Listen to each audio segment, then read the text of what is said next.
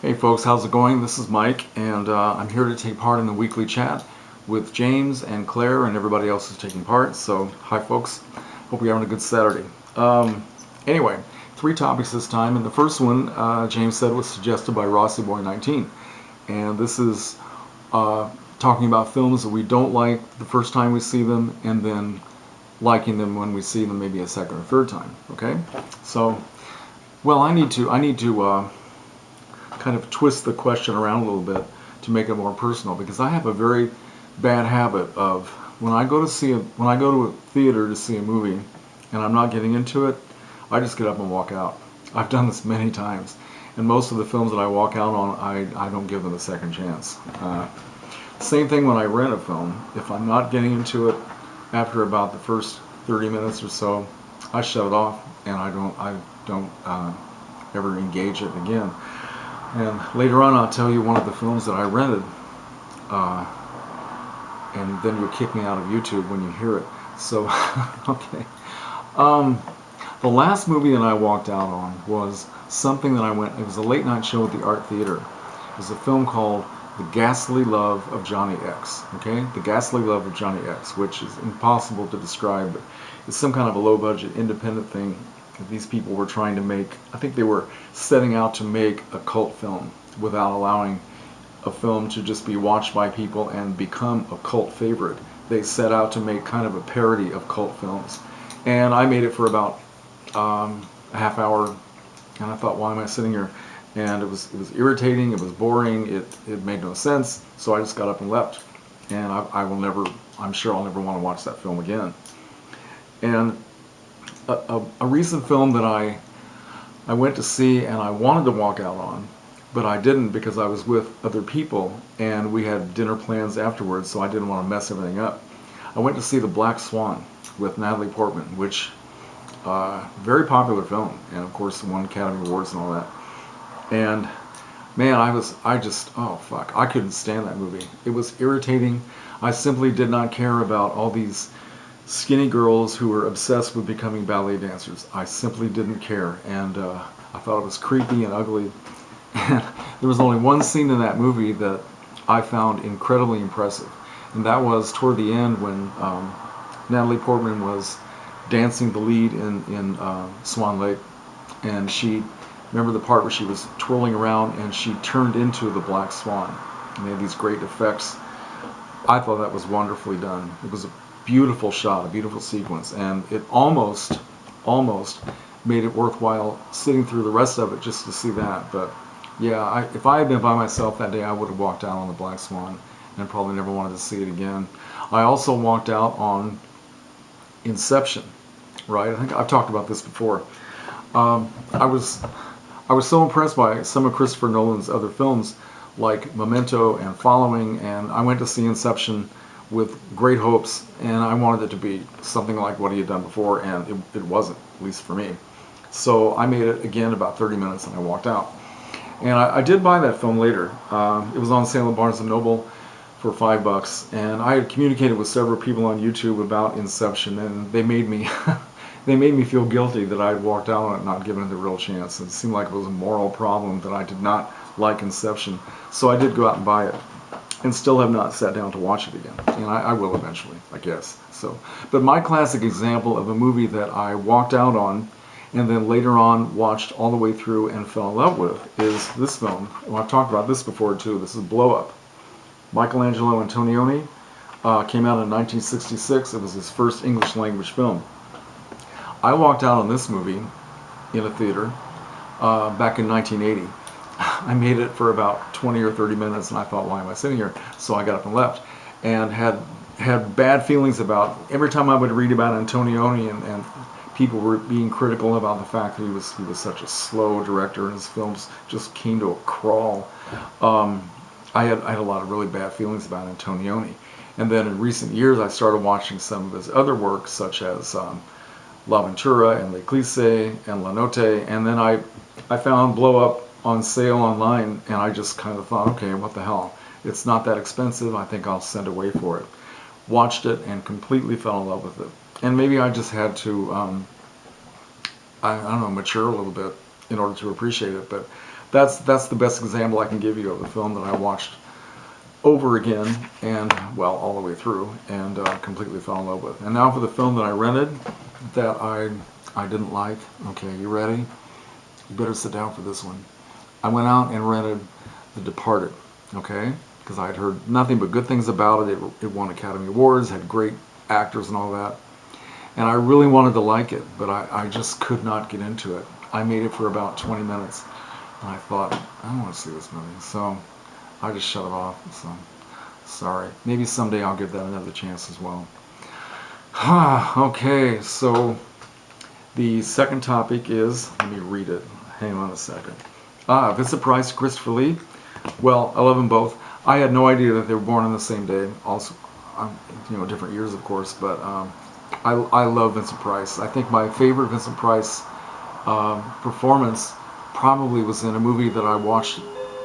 This is kind of a coincidence. I watched a movie the other night, one of the Edgar Allan Poe films, The Mask of the Red Death, which came out in 1964, and he gave just a really hardcore, dramatic, evil portrayal in this film. One of the best things he ever did. In a lot of those Poe films, he played kind of a weak-minded guy who was suffering and it was very tragic. But in this film, he was just pure evil, and it was wonderful.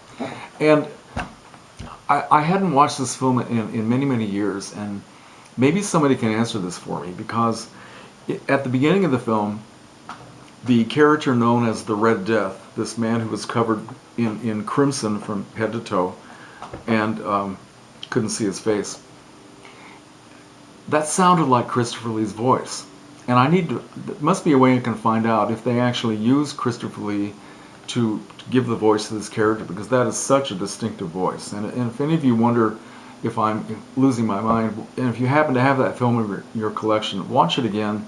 Just the beginning part where the Red Death is speaking to an old woman. It sounds so much like Christopher Lee. As far as what Christopher Lee has done, well, the man is just a treasure. I think everything I've ever seen him in, I've loved him in, and all the Dracula films, and also a little more of an obscure horror film that he did in 1960, I believe, called City of the Dead, also known as Horror Hotel. Very good performance in that one. And of course, I love him in the Lord of the Rings films. And yeah, I also liked him in a very bad English horror film called The Curse of the Crimson Altar, which came out in 67 or 68. In this country, it's called The Crimson Cult. And he starred with Boris Karloff, and Barbara Steele is also in it in a much smaller part. And it's great seeing Christopher Lee and Boris Karloff interact together. And unfortunately, Barbara doesn't get to do any scenes with either one of them, which is a total ripoff. But yeah, that's a cool time to see Christopher Lee, even though the movie is not that good. Okay, so the third topic is about what makes a classic film. What is the definition of a classic film? That's very, very hard to say, because I think, generally speaking, it is subjective. And I think that a lot of us, we tend to regard a film as a classic if it's put on a list of classic films, like the American Film Institute 100 Best Films of All Time. I think that we kind of acknowledge films as being classics if other people that we think are more knowledgeable and intelligent than we are have decided these are classics. You need to think of these as classics. For example, another movie I walked out on way back in the day, this is way back in the 70s, Gone with the Wind, okay? Don't throw things at me. This is a film I also don't own. I had never seen Gone with the Wind, and I had a chance to see it on the big screen here in Champaign at the Virginia Theater way back in the 70s. Very excited about it. And I loved the first half of it. I thought it was wonderful. I mean, it was exciting from start to finish. Even Scarlett O'Hara and her abrasive personality was bearable, you know, because she really is, Vivian Leigh really is a good actress in that film. And so then it got to the intermission. Came back after the intermission expecting more excitement and more involvement. And to me, the story just came to a grinding halt. I was ready to take a snooze. And I lasted for probably, I don't know how long. I may have sat there for another half hour or 40 minutes. And I thought, this is so boring. And I just got up and left. To me, the first half of the film was a complete movie. And that was a good place to end it. Now, years later, I did see Gone with the Wind all the way through. And I can't say that I like the second half much more, but at least I did see it. But everybody in the universe will acknowledge that Gone with the Wind is a classic. Even people who don't particularly like it, right? Even people who don't particularly like any silent movies will acknowledge that something like The Birth of a Nation or Intolerance, that those movies are classics. So you don't even have to really like them in order to acknowledge that, okay, I get it, these are classic films, they're on the list. We all like to make lists, we all like to read other people's lists. It's just a fun thing to do. But personally, I don't know. I think that there was a film made a year before Gone with the Wind, a film at Warner Brothers called Jezebel, starring Bette Davis and Henry Fonda, which a lot of people say was Bette Davis's consolation prize for not getting the role of Scarlett O'Hara. And I don't know if that's necessarily true, because she was offered that role and she turned it down. But it's also about a fiery Southern belle who causes destruction among everybody around her. And to me, it's a much superior film to Gone with the Wind. Even though it's not in color, it's in black and white. It moves quicker. It has a more engaging story. It's very, very concise, very focused. And Bette Davis is just absolutely incredible. And she won an Academy Award for that film. But I think most people would say, even though they might acknowledge that that's a classic, it's not quite on the same level as something like Gone with the Wind. So it's all subjective. And there are a lot of films that, just because they're old doesn't mean they're classic. A lot of those fantastic B films and programmers from the 30s and the 40s that I still love to watch, I guess you can't really say that they're classic. But I don't know. I don't know who decides what the criteria are from being acknowledging a film as being a classic. I mean, who are these people that do that? But sometimes a film, what makes a classic film, in a way, is if it's initially misunderstood on its first release. And the classic example of that is The Night of the Hunter, which came out in 1955. It was not a successful film when it first came out. It disappeared very quickly. It was totally misunderstood. And it didn't start to find its audience until probably the late 70s, early 80s, when all of a sudden people started looking at it with different eyes, I guess. Maybe the whole culture had to move forward a little bit in order for people to see what Charles Laughton's trying to do. And now it's on the list of classic films, almost everybody's list. Another film is Vertigo, which came out in 1958, was not a big success, and it didn't find its audience until the 1980s. And now I think it's at the top of the list of classic films.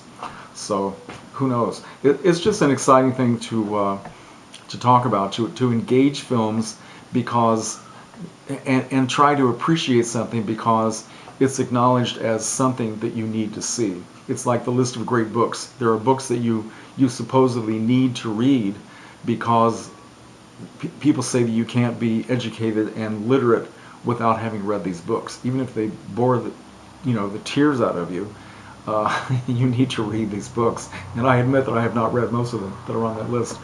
So, okay, I'm babbling. That's my contribution to Weekly Chat. So anyway, if you want to make a comment on any of this nonsense that I've said, or castigate me for not having watched The Departed all the way through, then I'll listen to you. Okay, have a good Saturday, folks.